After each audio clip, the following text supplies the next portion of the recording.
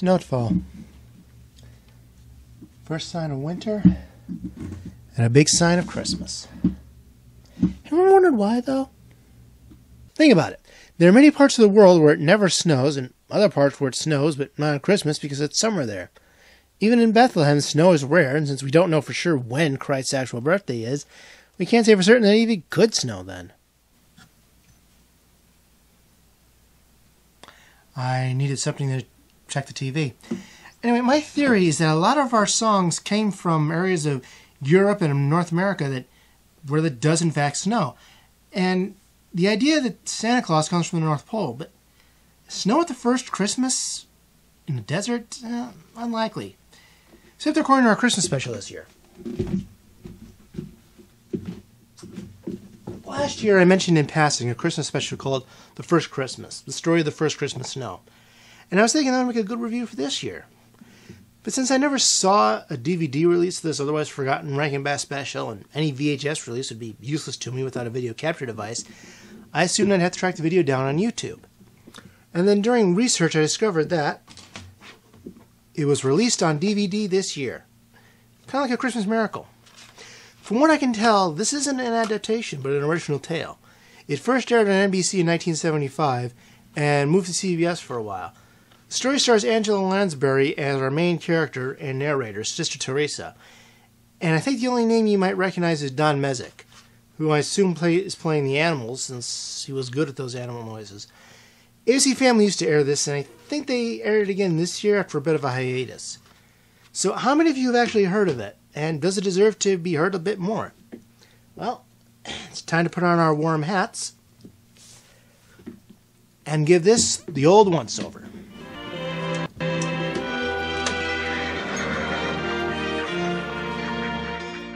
We start in a picturesque village and focus on the abbey where Sister Teresa is making Christmas cards for the villagers. The other sisters ask her why she's drawing snow scenes since it doesn't snow in that area, but it did where she grew up, so she likes making snow scenes. What a lovely card! The Nativity in the snow! I had almost forgotten that on the first Christmas there was a snowfall. Maybe somewhere in the world, but in the desert? The first person I've heard mention it, sister. She's certainly not here as a sudden storm erupts and Teresa sees a young shepherd boy injured as lightning hits a tree. The boy's name is Lucas, and the sisters take him and his dog Waggles into the abbey, where the sheep are in the barnyard. Unfortunately, Lucas's accident has left him blind. I hope this isn't the start of a trend in my Christmas reviews. Although Lucas's blindness makes a bit more sense than Bella's. Father Thomas returns after visiting another village, and we learn that Lucas is an orphan and the nearest hospital is hours away. They weren't able to take him because he was in shock. Nice that Rogers think of that. The village doctor says the shock of the lightning is what caused his blindness. Well, maybe I gave him bad news. Okay. I'm done harping on poor Bella. I suppose having the heroine of Twilight named after you was suffering enough.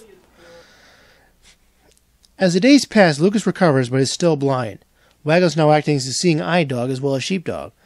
Father Thomas suggests that Lucas should be in an orphanage, not in an abbey. I'm not sure if they're trying to portray him as the bad guy here or not, because really, he has a point.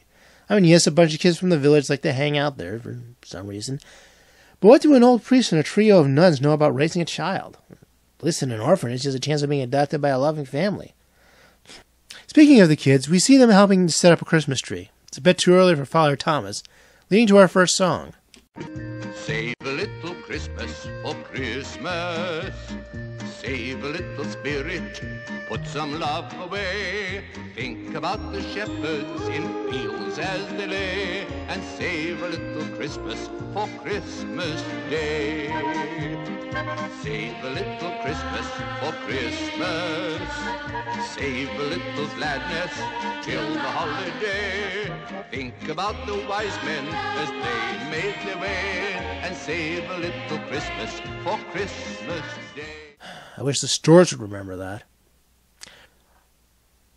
Our second song comes in the next scene as Teresa is telling Lucas about the snow in her village. Christmas snow is magic, as everybody knows. You'll never see a frowning face on Christmas when it snows. Father Thomas interrupts to tell her he's decided to wait until after Christmas to send Lucas to the orphanage, and Lucas treats going there like he's being sent to the one from Annie or something. Are orphanages really the hellhole stories like this make it out to be? There's our dilemma. Lucas can't see, Father Thomas wants to get him to a place where he can find a family, and the kid seems more upset by the latter. Okay, maybe it's because he's so used to living here that he likes it too much and just doesn't want to go, but he hasn't met the kids yet. The resolution, by the way, is going to come from a Christmas pageant, a practical joke, and a small miracle. The next day, the sisters introduce Lucas to the other kids as they prepare for their annual nativity play. Some of the kids wonder how Lucas can play an angel when he's blind, but Louisa, a fellow angel, gladly welcomes him. More weeks pass, and the two kids have formed a friendship. One day, they're sitting around talking about what they'd really like for Christmas. I bet Lucas would like his sight back, right? I'm dreaming of a white Christmas.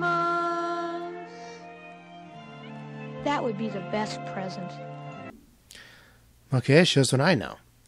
I'm not even sure why Lucas bothered singing that line. Teresa overhears them anyway, and she decides to continue the song, and even as great a singer as Lansbury is, the moment seems kind of out of place.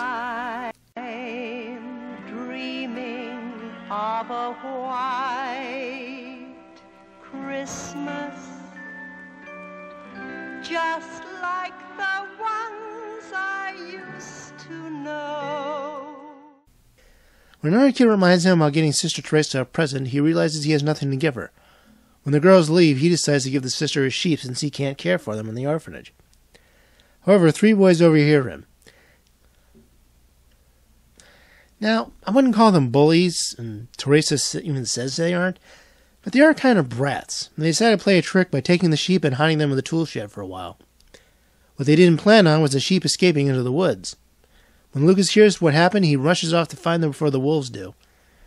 Not that it matters, since outside of some ominous appearances, they never show up or try to eat anyone. Lucas, although only blind a few weeks, knows every sheep and is able to find them, except for the black-wooled sheep. The brats show up and apologize, as well as offer their help to find the last sheep. Together, they rescue him from a deep hole, and all is well in time for the pageant. The sheep even take part. Everything goes off without a hitch, right up to the fake snow, because it snowed that first Christmas, allegedly, remember? However, this fake snow is overshadowed by real snow. You can tell it's real because it's drawn. Lucas gets Louisa to tell him about the snow. Whether it was the snow, the Christmas miracle, or as Sister Teresa says, tears of love, I can't say. Tears of love? Love of what? Snow? Louisa? Hello? Movie? What I do know is that Lucas's sight is permanently restored so he can see his first white Christmas. At the after party, Lucas presents Waggles and the sheep to Teresa. Nothing for the other two sisters, apparently. She accepts them, but because she can't care for them, she'll need Lucas to stay. Even Father Thomas decides the best place for him is with people who love him. Tale of the First Christmas Snow. Another Rankin Bass special that seems to be forgotten. So how was it? Not bad, I think. But I also think that they missed something of an opportunity.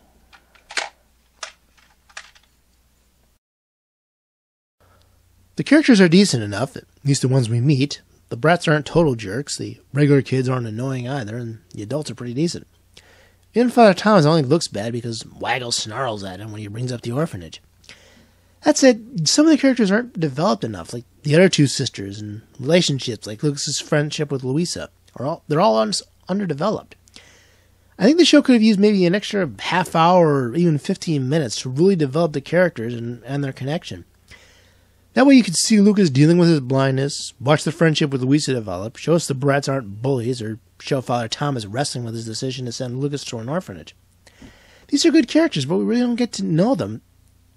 And I think the story suffers a bit from it. But not enough to reject this special. Just the opposite, actually. If you do see it on TV or get the DVD, I recommend watching it. They're good characters, and you at least like seeing them. A bit more time could have only benefited the story. And don't get me wrong, folks, but I'm hoping that next year I can do something other than a Rankin Bass production and get past the blind subplot before I get into a rut. Well, maybe next year. As for this tier, Whether your Christmas is white, green, brown, or some other color, I hope it's a very merry one. Maybe it didn't snow the first Christmas, or for some of you any Christmas, but the reason for the season will never change. And neither will the truth of his message of love for each other and peace for all men. Even snowmen. Merry Christmas from BW Media Spotlight.